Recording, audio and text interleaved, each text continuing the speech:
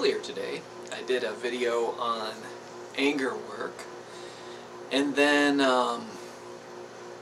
in the evening I felt discomfort still. Like I felt better doing some cathartic anger work, you know, Gestalt therapy type stuff. But they say that, you know, a lot of times beneath anger is something more tender. So I have this football game recorded from earlier today on my DVR, San Francisco, which is the area I live in now, versus Detroit, which is where I grew up in Michigan anyways. And I was going to watch that, but I thought, no, I'm gonna go, that's the yang route, I'm gonna go the yin route and just see if I can make myself cry. I had a loss almost 2 months ago that I was thinking about today, and about 6 years ago was the last time that I really cried a lot. That was after my dad's death. He had Parkinson's disease, and then he killed himself with carbon monoxide from a car, and it was just horrible, and I cried a lot, and I think I cried for all kinds of things during that time, and I haven't cried much since, and my life has actually been pretty good since that time period, so I haven't really had a lot to cry about, and haven't had, you know, too much painful loss.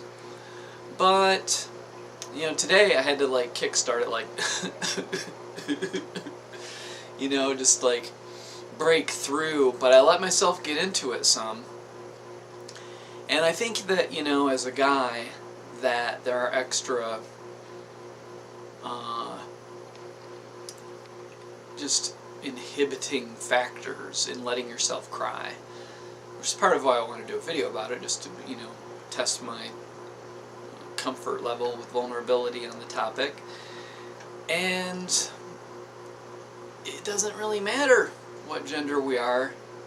I think there's a chemical component to crying that's good, like that it really can give good healing chemical releases. Like I let myself cry, you know, as best I could.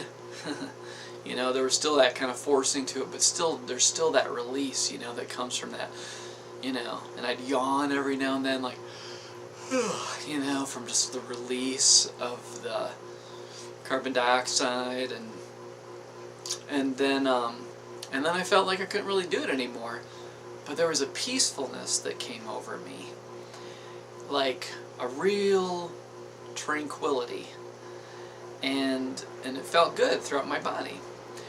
And I think that, you know, my last partner was a good crier. She could really cry and access her tears well, so I would kind of vicariously experience that, you know, but lost touch with my own ability and my own vulnerability in that area of crying. But I think that now I'm going to be more courageous and less afraid to cry, because my tendency has been to stay more connected to more Eastern philosophies, Eckhart Tolle, feeling the pain body, and that kind of thing. But there's something powerful about crying, and I feel that it's part of our healing system that's built into us, you know, that we can't think our way through everything, we can't understand everything, we can't necessarily fully understand our feelings with the conflicted things that go on inside of our head during a period of grief or loss.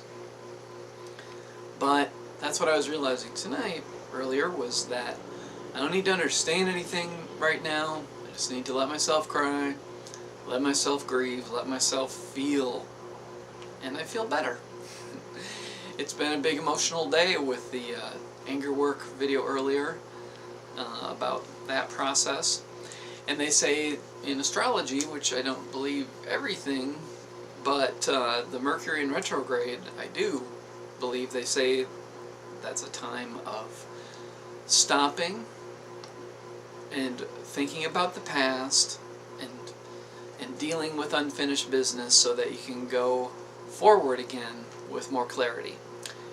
And I think there's something to that. It always seems, Mercury in retrograde happens several times a year, and depending on what I have going on in my life, it affects me to different degrees, but it sure seems to fit that philosophy of stopping and dealing with the past before moving forward. Thanks for watching.